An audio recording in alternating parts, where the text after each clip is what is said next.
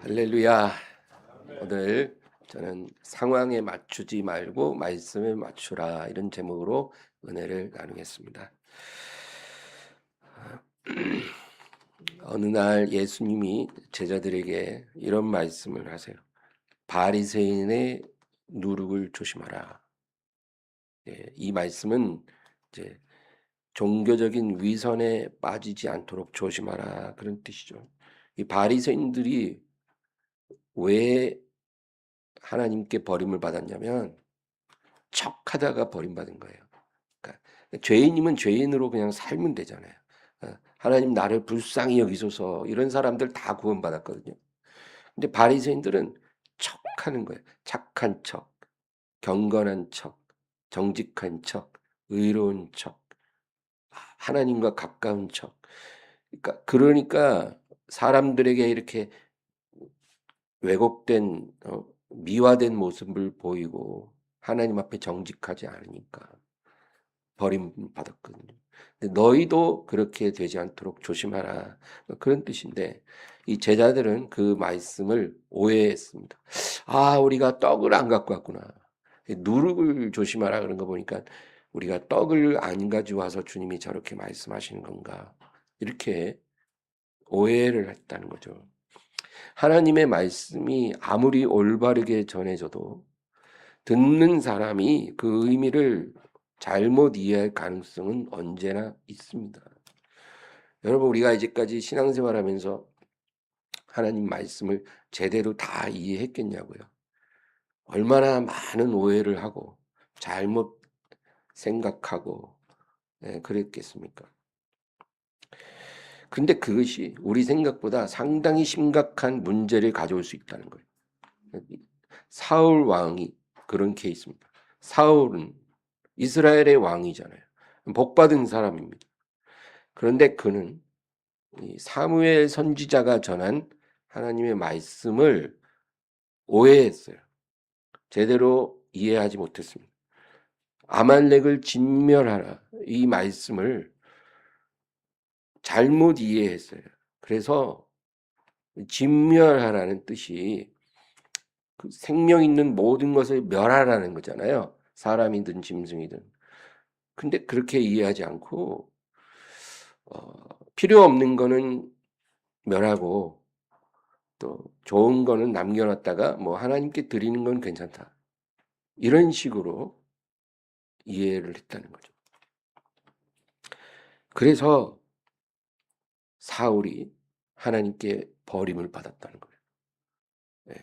정말 그 의미를 몰라서 오해한 것이 아니고 마음에 욕심이 그 가축들을 좋은 것들 다 죽인 게 너무 아까우니까 그 욕심 때문에 하나님의 말씀을 비틀어서 자기 생각대로 받아들이는 거예요. 자기의 탐심을 충족시키는 쪽으로 해석을 한 것입니다. 사무엘상 15장 13절 보겠습니다. 사무엘이 사울에게 이른즉 사울이 그에게 이르되 원하건대 당신은 여호와께 복을 받으소서. 내가 여호와의 명령을 행하였나이다 하니 이제 사무엘이 사울에게 왔는데 사울이 뭐라 그럽니까? 내가 여호와의 명령을 행하였습니다. 야, 뻔뻔해도 이렇게 뻔뻔할 수가 없어요. 아담과 하와는요 하나님께 불순종하고 숨었거든요. 우리가 하나님 앞에 불순종할 때 이런 부끄러움이 있어야 되잖아요. 근데 그게 없는 거예요. 그냥 당당하게 내가 하나님의 말씀대로 다 행했습니다. 그러니까 사무엘 선지자 뭐라 그래? 그랬다면 내 귀에 들려오는 가축의 울음소리는 무엇입니까? 당신이 하나님의 말씀을 다 행했으면 이 가축들의 소리는 어디서 나는 것입니까? 아, 그건요. 제가 하나님께 드리려고 따로 이렇게 빼놓은 겁니다. 그렇게 말합니다. 자기가 하나님의 말씀을 지키지 않았다는 것을 이해하지 못하는 겁니다. 이게 뭐냐면 자기를 속이는 거예요. 자기를 스스로 설득시켜서 자기를 속이는 거. 이게 심각하다는 거예요. 이것은 하나님을 속이는 것과 같은 거예요. 내가 나를 속이고 그리고 하나님도 속이는 거예요. 하나님, 저 잘했죠? 저 잘못한 거 없죠? 저 문제 없는 거죠? 우리가 이런 식으로 생각한다는 거예요. 근데 하나님은 이 사울을 심판하셨습니다. 사무엘상 15장 22절 23절. 사무엘이 이르되 여호와께서 번제와 다른 제사를 그의 목소리를 청종하는 것을 좋아하시는 같이 좋아하시겠나이까? 순종이 제사보다 낫고 듣는 것이 수양의 기름보다 나으니 이는 거역하는 것은 점치는 죄와 같고 완고한 것은 사신 우상에게 절하는 죄와 같음이라. 왕이 여호와의 말씀을 버렸으므로 여호와께서도 왕을 버려 왕이 되지 못하게 하셨나이다 하니요. 지금 사무엘이 뭐라 그래요? 하나님께 순종하고 그의 목소리를 청종하는 것을 하나님은 그 어떤 제사와 제물보다 기뻐하십니다. 이게 하나님의 뜻이에요. 하나님의 목소리를 청종하는 것을 그 어떤 제사와 제물보다도 더 기쁘게 받으시는. 그리고 반대로 하나님을 거역하는 것은 점치는 죄와 같다. 여러분, 하나님 점치는 거 굉장히 미워하는 거 아세요? 우리가 모를 때는 점집에도 가고 하지만 예수님을 믿는 사람들은 점집에 가면 안 돼요. 점 보는 거, 하나님을 능욕하는 거예요. 우리의 운명이 하나님께 있고 하나님을 신뢰하고 순종하고 사랑하면 우리의 운명은 가장 아름답게 정해지거든요. 그런데 왜 점을 봅니까? 점을 볼 이유가 뭐가 있습니까? 그건 하나님을 능욕하는. 그런데 하나님의 말씀을 거역하는 것이 이 점집에 가서 점 보는 것만큼이나 가증한 죄라는 거예요. 심각하죠. 그리고 완고한 것. 완고하다는 것은 뭘까요? 하나님의 말씀을 듣고도 하나님의 뜻을 알고도 요지부동인 거예요. 이게 완고한 거예요. 그러니까 아예 들은 적이 없으면 완고할 일도 없죠. 근데 말씀을 들었어요. 하나님의 뜻이 무엇인지 알았어요. 그런데도 가만히 있는 거예요. 변하지 않는 거예요. 이게 완고함입니다. 이것은 사신 우상 앞에 엎드려 절하는 죄와 동등한 죄라는 거예요.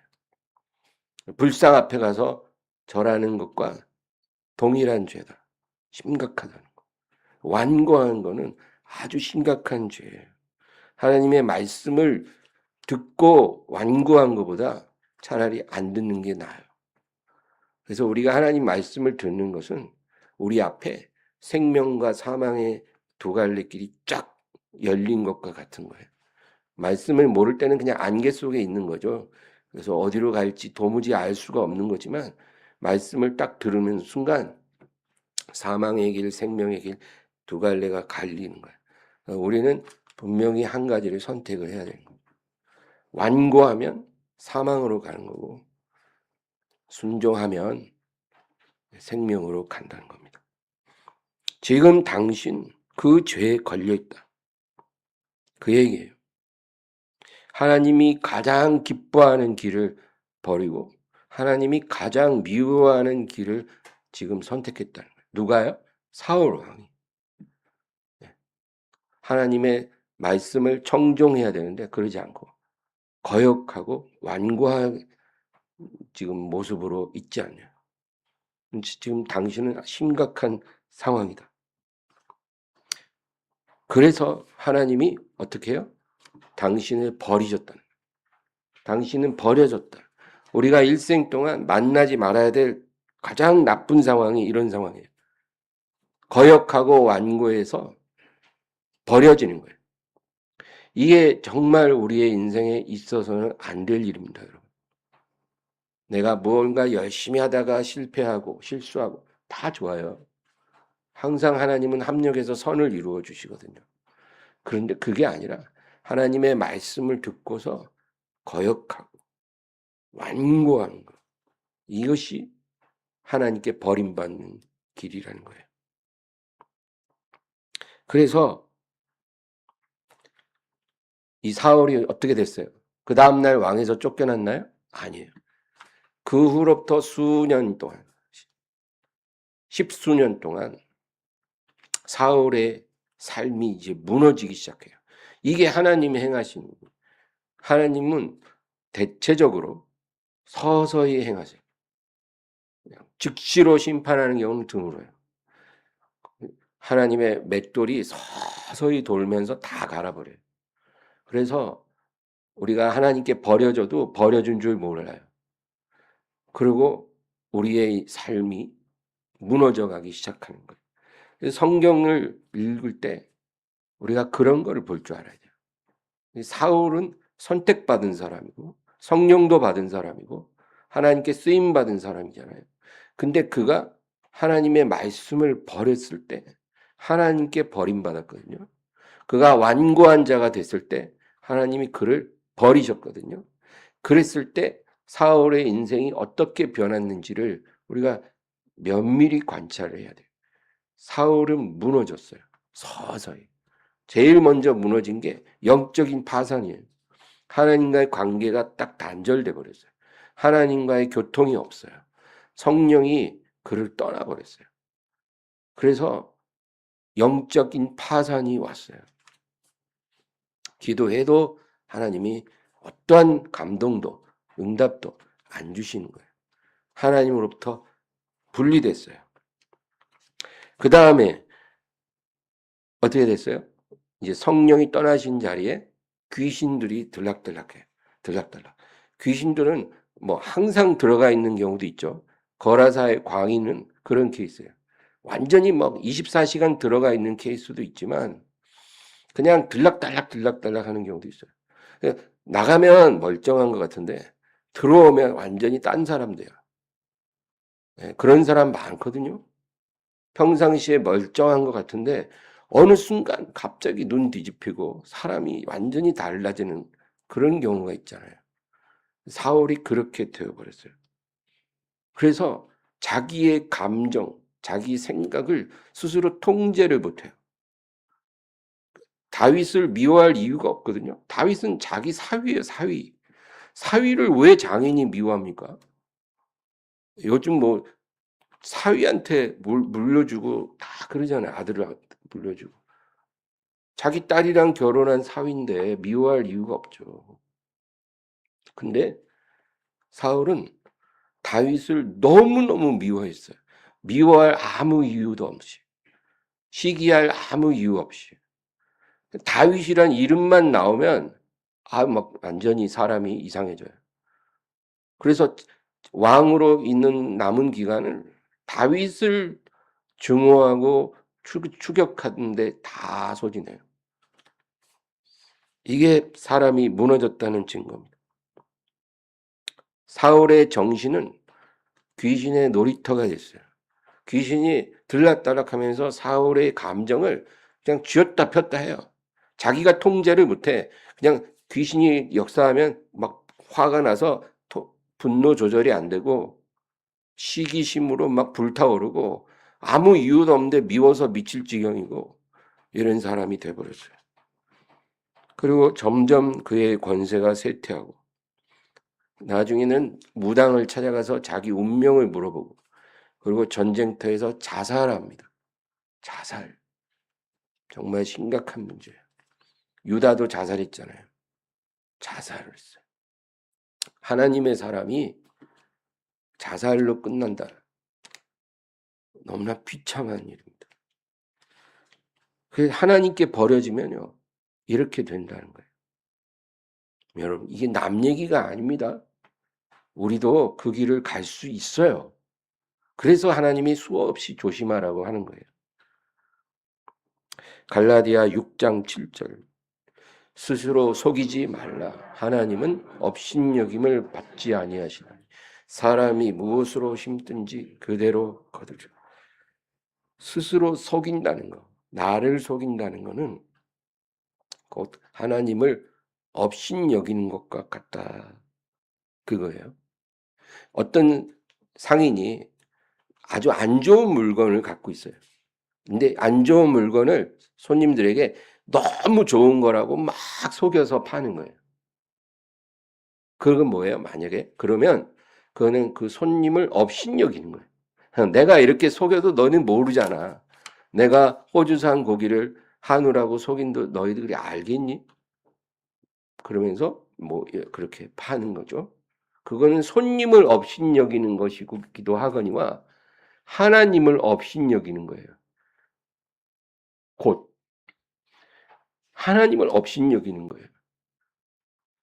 하나님이 모든 것을 다 감찰하고 계신데 그분을 업신여기는 거예요.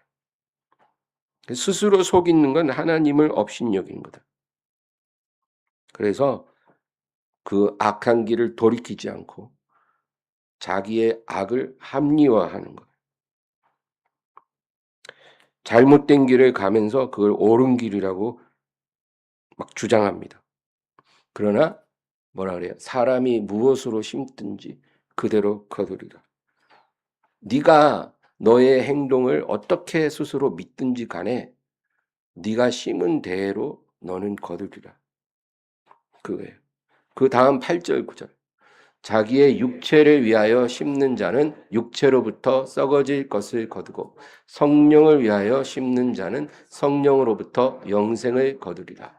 우리가 선을 행하되 낙심하지 말지니 포기하지 아니하면 때가 이름에 거두리라. 네가 너의 길을 아무리 아름답게 합리화하고 포장을 해도 너가 가는 길이 옳다고 네가 아무리 그렇게 스스로 믿고 주장을 해도 너가 믿는 대로가 아니라 하나님이 보시는 대로 너는 거둘 것이다. 네가 심은 그대로 너가 거두게 될 것이다. 너가 아무리 합리화해도 너는 그것이 육체를 따라 심은 거기 때문에 육체에서 썩어질 것을 거두게 될 것이다. 하나님이 그렇게 말씀하신다. 그리고 네가 성령을 위해 심으면 너는 성령으로부터 영생을 얻을 것이다. 그러니까 여러분, 내가 어떻게 믿느냐가 아무 중요하지가 않아요. 하나님이 보시는 대로 우리가 거둔다는 거예요. 그러므로 지금 내가 올바른 길로 잘 가고 있고 성령을 위해서 내가 하루하루 심고 있다면 여러분 담대하시기 바랍니다. 내 주변에 육체를 따라 심는 사람들이 아무리 잘되고 또 승승장구하고 웃고 떠들고 즐기고 인생을 행복하게 살아도 그런 것으로 인해서 여러분 실망하지 마세요. 육체를 따라 심는 거는 반드시 육체의 열매를 거둘 수밖에 없어요. 주변 돌아보지 말고 하나님의 말씀을 빛을 따라서 걸어가시기를 바랍니다. 이게 믿음이에요. 하나님은 심지가 견고한 자를 평강에서 평강으로 지키리라. 그렇게 하셨거든요. 심지가 견고해야 해요. 끝까지 포기하지 말고 계속 성령의 씨앗을 뿌리시기를 바랍니다. 한 가지 더 얘기하면 야고보서 1장 22절입니다. 너희는 말씀을 행하는 자가 되고 듣기만 하여 자신을 속이는 자가 되지 말라. 같은 맥락이에요. 우리가 쉽게 빠져드는 아주 큰 실수가 하나 있어요. 그건 뭐냐? 말씀을 들었잖아요. 그럼 들은 것을 믿음이라고 생각하는 경향이 있어요. 내가 들을 때 믿음으로 받을 수는 있지만 그게 곧 믿음은 아니에요. 말씀을 듣기만 하고 행하지 않으면 그거는 믿음이 아니에요. 아무 소용이 없어요. 여러분, 지옥에는 말씀을 많이 듣고 많이 알지만 지옥에 간 사람들이 거기 아주 많아요. 믿음이 아니기 때문이에요. 믿음이 있어야 구원을 받는데 그건 믿음이 아니라는 거예요. 말씀을 듣고 말씀을 따라서 결단해야 돼요. 결단. 그냥 듣고 아 그렇지 여기서 끝나지 말고 결단하라고요. 오늘 내가 한 가지 말씀을 내 마음에 받았으면 내가 결단하고 오늘부터 내가 실천해 보리라. 내가 순종해 보리라. 이런 마음으로 한 발짝 내딛는 거. 이게 믿음이에요. 이게 우리를 자유롭게 하는 능력의 말씀을 우리가 가진 거예요.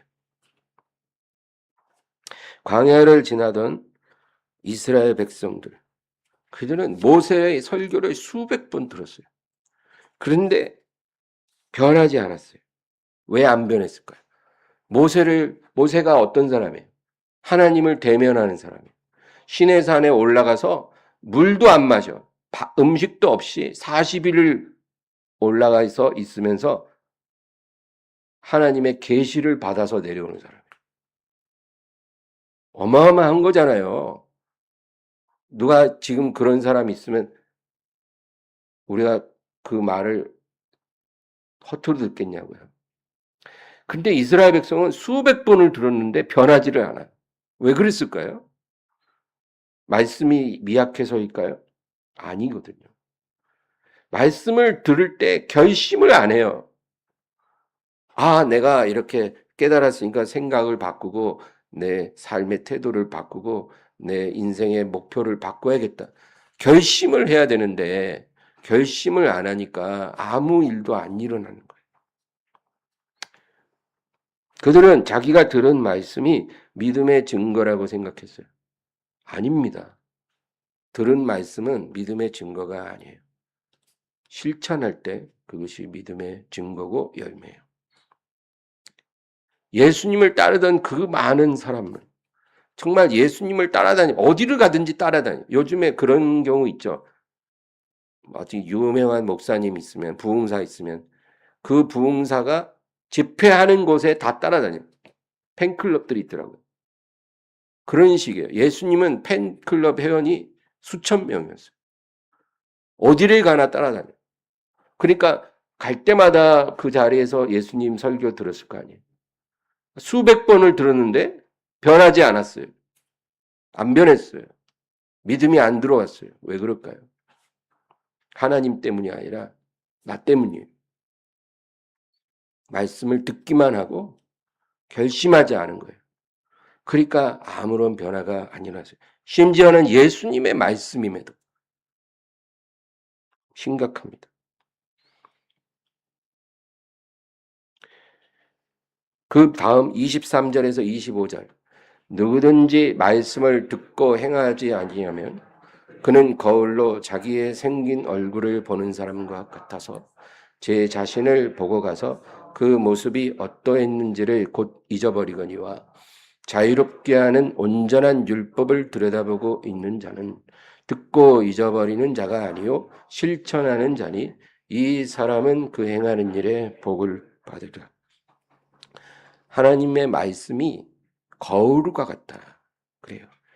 참 놀라운 비유예요. 하나님의 말씀은 거울이야. 영의 거울이야. 그래서 우리가 이 거울을 가지고서 하나님도 비추고 나도 비춘다. 그래서 여러분, 사람이 하나님을 어떻게 알겠어요? 예? 해와 달과 별 보고 자연을 보면 창조주가 있다라는 생각은 하지만 그 이상은 알 수가 없어요. 하나님이 어떤 신인지, 선한 신인지, 악한 신인지, 어떤 성품을 가지고 계신지 도무지 알 수 없죠. 그럼 우리가 하나님을 알려면 어떻게 돼요? 말씀밖에 없거든요.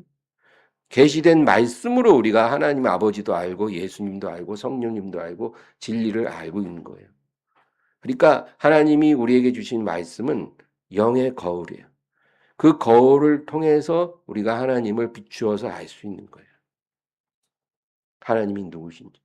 뿐만 아니라 그 거울로 나도 비추는 거예요. 나도 비춰. 내가 나를 제대로 못 보거든요. 우리가 진짜 거울을 보면 내 겉모습만 보이지 내 중심은 안 보이잖아요. 멋진 옷을 입고 있으면 마치 내가 멋진 사람이라고 생각하잖아요. 그게 아니거든요. 근데 말씀이라는 거울을 통해서 우리는 내 본 모습을 보는 거예요. 보게 하신 거예요. 그래서 내가 얼마나 죄된 존재인지, 내가 얼마나 위선적이고, 얼마나 거짓되고, 얼마나 탐욕적이고, 얼마나 악한지, 그 말씀의 거울을 통해 내가 나를 비추어 본다. 그겁니다. 그런데 놀랍게도 많은 사람이 이 말씀의 거울로 자기를 비추어 보고서도 아무것도 하지 않는다는 거예요. 이게 놀랍다는 거예요, 지금. 여러분, 내가 지금 거울을 봤는데 여기 볼에 뭐가 묻어 있어요. 그러면 어떻게 하겠어요? 뭘로 가서 닦겠죠. 뭐 물티슈로 닦든지 뭐 세수를 하든지. 거울을 보고 묻은 거 알았으면 가만히 있을 사람이 누가 있냐고요. 여기 입 주위에 뭐 음식이 묻었는데 거울 보고 알지 어떻게 알아요? 그거 봤으면 닦지 안 닦을 사람이 누가 있어요? 근데 희한한 거는 말씀의 거울을 사람들이 그렇게 엉뚱하게 사용한다는 거예요. 말씀의 거울로 자기를 봐놓고도 아무것도 하지 않아요. 그런 사람은 하나님 앞에 버려진다는 거예요. 그러나 자유롭게 하는 온전한 율법을 들여다보고 있는 자는 듣고 잊어버리는 자가 아니라 말씀의 거울로 비추고 잊어버린 자가 아니라 실천하는 자니 결심하고 바꾸고 순종하는 거예요. 이 사람이 그 행하는 일에 복을 받으리라. 여러분, 하나님이 주신 복의 매뉴얼이에요. 듣지만 말고 결심하라는 거예요. 이게 우리가 올해 새해 1년 동안 붙잡고 가야 될 말씀이라고 저는 믿습니다. 듣기만 하지 말고 결단하세요. 결단하세요. 하루아침에 예수님처럼 바울처럼 천사처럼 되라는 말이 아니라 하나님이 각 사람에게 수준에 맞게 그릇에 맞게 말씀을 주시거든요. 그러면 내게 임한 말씀이 무엇인지 딱 느껴지면 그거를 붙잡고 결단하라는 거예요. 그리고 한 걸음 한 걸음 순종하라는 거예요. 그래야 복을 받는다는 거예요. 이 사람에게 내가 복을 주리라. 맨 복 달라고만 하지만 복을 받는 매뉴얼이 이거예요. 듣지만 말고 결심하라는 거예요. 다윗은 시편 55편 19절에서 이렇게 말합니다. 옛부터 계시는 하나님이 들으시고 그들을 낮추시리이다. 그들은 변하지 아니하며 하나님을 경외하지 아니함이니이다. 하나님이 누굴 낮춰요? 하나님이 낮추시는 사람들의 특징이 있어요. 낮춰요. 계속 낮춰. 더 낮아질 때가 없는데 더 낮추고 더 낮춰요. 왜? 변하지 않아요. 말씀을 수십 번 수백 번 듣지만 변하지 않아요. 그 왜 그래요? 하나님을 경외하지 않기 때문이에요. 바울도 이런 말을 했어요. 디모데후서 3장 17절. 이는 하나님의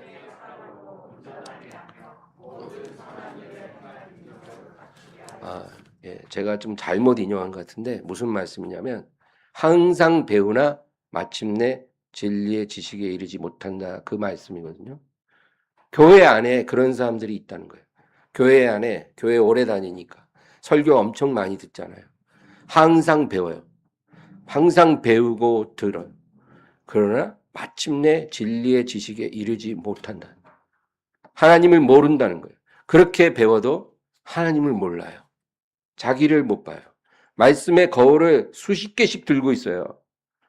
집에 가면 막 성경이 막 몇십 권씩 돼요. 말씀이 없어서 모르는 게 아니거든요. 말씀의 거울은 널렸는데 변하지 않아요. 그런 사람들. 하나님께 버림받는 사람들입니다. 아까 읽었던 야고보 1장 25절 다시 읽겠습니다. 자유롭게 하는 온전한 율법을 들여다보고 있는 자는 듣고 잊어버리는 자가 아니요 실천하는 자니 이 사람은 그 행하는 일에 복을 받으리라. 이게 핵심입니다. 우리가 하나님의 말씀을 귀로 듣고 그냥 머리에 머물다가 싹 소멸되면 아무 의미가 없어요. 이 말씀은 내가 깊이 깨닫고 나에게 말씀하시는 게 뭔지를 우리가 깨닫고 내가 그 말씀대로 순종해 보리라고 결심하고 내가 앞으로 나갈 때 그때 그 말씀이 능력이 나타나기 시작하는 거예요. 여러분, 머리로 아는 건 아무 능력이 없어요. 근데 순종하기로 결단하고 발을 내디딜 때 그 말씀 안에 있는 살아있는 능력이, 하나님의 능력이, 믿는 자를 구원하시게 하는 능력이 역사에서 우리를 자유롭게 해요. 자유롭게. 그래서 영적 자유가 오고 정신적 자유가 오고 그리고 우리의 모든 묶여진 것들이 다 풀어지는 역사가 일어나요. 그런 일이 자유롭게 하는 온전한 율법이에요. 이 말씀에 자유케 하는 능력을 경험해야 된다는 거예요. 새해에는. 어떻게 해요? 간단해요. 듣기만 하지 말고 결단하고 순종하면 돼요. 사울 왕이 만약에 그렇게 했으면 귀신이 들락거렸겠어요? 성령이 떠났겠어요? 시기심과 분노에 사로잡혔겠어요? 자기 감정 하나 조절 못하고 그렇게 비참하게 살았겠어요? 그럴 리가 없죠.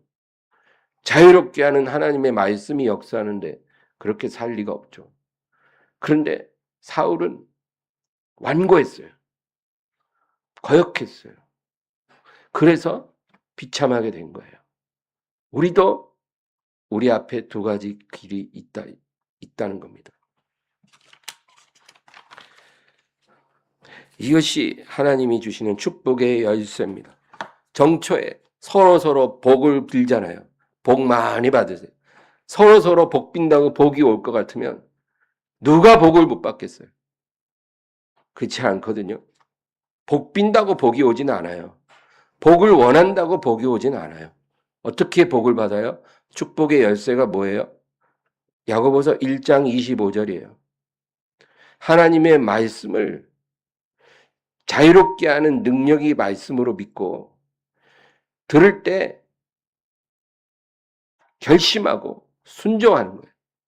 그러면 이 축복의 열쇠가 우리에게 옵니다. 하루는 예수님이 제자들에게 이런 말씀을 하세요. 마태복음 6장 22절 23절. 눈은 몸의 등불이니 그러므로 내 눈이 성하면 온몸이 밝을 것이요 눈이 나쁘면 온몸이 어두울 것이니 그러므로 내게 있는 빛이 어두우면 그 어둠이 얼마나 더하겠느냐. 사람의 눈은 몸의 등불이다. 눈은 몸의 등불이다. 예수님 그런 말을 해요. 그래서 내 눈이 밝으면 온몸도 밝을 거고 온몸이 밝는다는 건 내 주변이 다 밝아진다는 거예요. 내 눈이 어두우면 너의 주변의 모든 것도 어두워질 것이다. 그 말씀입니다. 근데 이거를 어떤 우리 육신의 이 시력을 의미한다고 생각하면 안 돼요. 그거는 특별한 게 아니거든요. 시력이 나쁘면 어둡죠. 시력이 좋으면 밝죠. 누가 몰라요? 예수님이 그 당연한 걸 얘기하는 건 아니에요. 이 말씀은 우리 영의 눈을 말하는 거예요. 우리 영의 눈이 밝아서 하나님의 말씀을 온전히 이해하면 너의 모든 것도 밝아진다는 거예요. 네 영의 눈이 어두워서 너에게 임한 하나님의 말씀을 온전히 이해하지 못하면 너의 모든 것이 같이 어두워질 거라는 거예요. 그러니까 우리가 말씀을 보는 이 시각이에요. 시각이 밝느냐 어두우냐 이것이 중요하다. 예수님이 그 말씀을 하시는 거예요. 그러므로 내게 있는 빛이 어두우면 그 어둠이 얼마나 더하겠냐. 너의 눈이 어두우면 너의 어둠이 얼마나 심하겠니. 하나님의 말씀을 들어도 그 의미를 이해하지 못하고 안다 해도 순종하지 않는다면 너에게 어둠이 얼마나 심하겠니. 주님이 말씀하십니다. 바울 사도가 회개하기 전에 돌이키기 전에 그는 기독교인들을 증오했어요. 그래서 그들을 체포하기 위해 다메섹으로 가고 있었어요. 그런데 갑자기 하늘에서 밝은 빛이 비치더니 그가 말에서 굴러 떨어지고 눈을 멀게 됐어요. 아무것도 안 보여요. 왜 하나님이 바울의 눈을 멀게 했을까요? 다리를 부러뜨려 놓을 수도 있잖아요. 목이 부러지게 할 수도 있잖아요. 근데 하나님이 이 바울의 눈을 멀게 했어요. 그 말은 지금 바울의 영적 상태를 하나님이 보여주신 거예요. 네가 본다고 하는데 너는 소경이야. 아무것도 못 봐. 왜냐하면 바울은요, 최고의 교육을 받은 엘리트예요. 그리고 바리새인 중에 바리새인이야. 그 말은 율법에 정통한 학자라는 거예요. 구약 성경을 달통한 사람이에요. 율법에 대해서 너무나 잘 알고 시편과 잠언과 예언의 말씀도 다 알고 있어요. 그런 바울이 사실은 장님이라는 거예요. 하나님 앞에서. 그래서 하나님이 바울의 영적 상태를 그렇게 보여준 거예요. 그리고 그가 예수님의 음성을 듣고 예수님께 무릎을 꿇었을 때 아나니아라고 하는 사람이 와서 기도해 줄 때 그 눈의 비늘이 벗겨지고 밝은 빛을 보게 된 거예요. 이게 여러분 상징적인 사건이잖아요. 우리가 보고 있다고 생각하지만 못 볼 수 있거든요. 바울처럼 성경을 50독을 했어요. 그래서 정말 잘 알고 있는데 모르는 거예요. 하나님이 보실 때 너는 눈먼 자야. 너는 맹인이야. 왜? 내 말을 듣고도 너는 깨닫지를 못하거든. 내 말을 듣고도 너는 결단함이 없거든. 내 말을 그렇게 들었으면서도 너는 변화되지 않거든. 그래서 너는 맹인이야. 우리가 바로 회심하기 전에 바울과 같은 사람일 수 있어요. 여러분, 이게 남의 일이 아니에요. 목사인 저도 해당이 돼요. 아, 목사님 저렇게 설교하시는데 뭐 다 아시지 않겠어요? 아니거든요. 저도 얼마나 두려운지 몰라요. 하나님의 말씀은 끝이 없어요. 그 진리의 깊이는 측량할 수 없어요. 제 일평생 말씀만 연구한다 해도 그것을 다 담을 수 없어요. 그래서 겸손해야 돼요. 제가 알고 있는 진리가 거짓이라는 말이 아니라 그것이 모든 진리를 말하지 않고 있다는 거예요. 그래서 겸손하게 배우고 연구하고 증거해야 되는 거예요. 저도. 여러분, 하나님의 말씀을 많이 아는 게 중요한 게 아니래요. 들은 것을 깨달았으면 결심하세요. 순종하세요.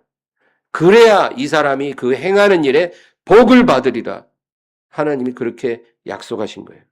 이거 안 되면 2026년도 똑같을 거예요. 지난 세월과. 하나님이 이렇게 말씀하셨으면, 들었으면, 깨달았으면 순종하시고 주님 앞에 겸손히 나아가시기를 바랍니다.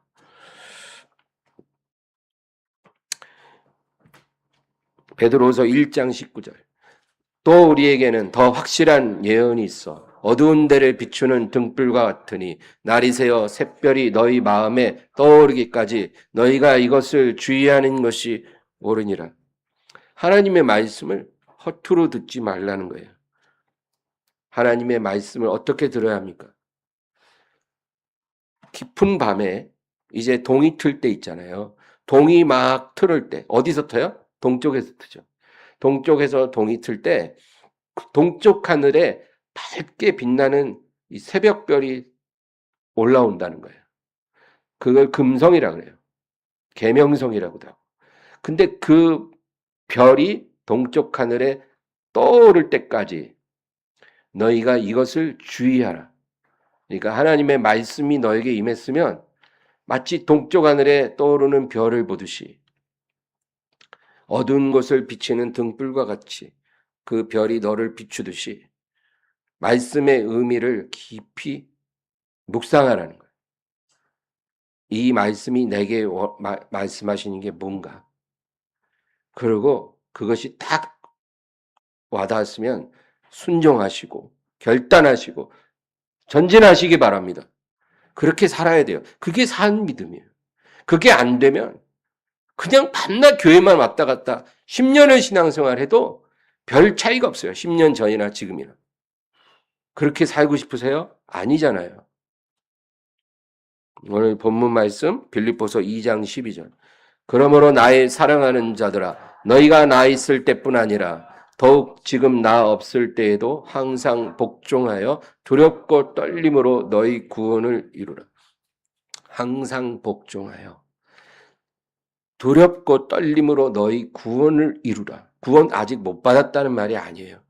너희가 받은 구원을 지키라 이런 뜻이에요. 이루라 이건 지키라. 그러니까 지금은 구원을 받았으면 지키라는 거예요. 언제까지? 주님의 날까지. 어떻게 지켜요? 항상 복종하고 두렵고 떨림으로 너희 구원을 지키라. 그러니까 하나님 말씀을 받는 태도를 의미하는 거예요. 하나님이 말씀이 딱 임했을 때 항상 복종하겠다는 자세로 두렵고 떨리는 마음으로 그 말씀을 깊이 받고 결심하고 순종하라. 그런 뜻입니다. 여러분, 오늘 이 두 사람을 우리가 이야기했어요. 사울 왕과 그리고 이제 또 한 사람이 있어요. 요셉이에요. 이제 근데 사울 왕 아까 얘기했잖아요. 이 사울 왕은 이런 자세가 없었어요. 아말렉을 진멸하라 했잖아요. 근데 그 말씀, 아말렉을 진멸하라는 이 말씀이 무슨 의미인지 깊이 묵상하고 두렵고 떨림으로 항상 복종하지 않았어요.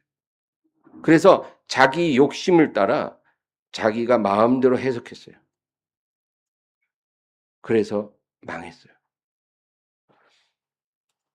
만약에 그가 두렵고 떨리는 마음으로 항상 복종하는 태도로 그 말씀을 받았으면 망하지 않았겠죠. 그러니까 엉뚱하게 내가 여호와의 뜻을 다 행하였나이다. 그렇게 말을 할 정도였어요. 그러나 하나님은 사울을 버리셨죠. 근데 요셉이라는 사람 우리가 대조적으로 생각할 수 있어요. 요셉은 애굽의 종으로 팔렸어요. 형들이.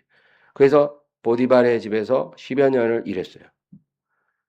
근데 이 여러분 고대 노예 신분은 자기의 어떤 사실은 자기의 인권이니 자기의 주관이니 이런 게 의미가 없어요. 무시돼요. 노예에게는.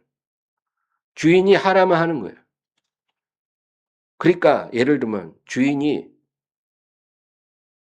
윤리적으로 잘못된 행동을 요구해도 그냥 복종할 수밖에 없는 게 노예고 종이에요. 그 시대에. 그런데 그런 요셉에게 그가 감당할 수 없는, 거역할 수 없는 그런 유혹이 왔어요.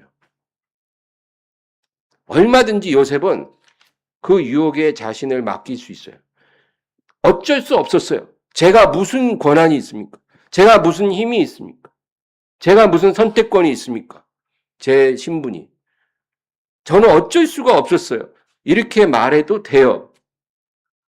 그래도 누가 요셉을 뭐라 할 사람이 없어요. 얼마든지. 심지어는 하나님 앞에서 하나님 제가 어쩔 수가 없었잖아요. 하나님도 아시잖아요. 이해해 주시죠? 이렇게 말할 수도 있었을 거예요.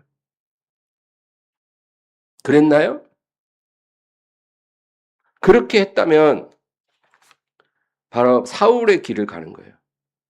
자기 마음대로 하나님 말씀을 비틀어서 뜯어 맞추는 거예요.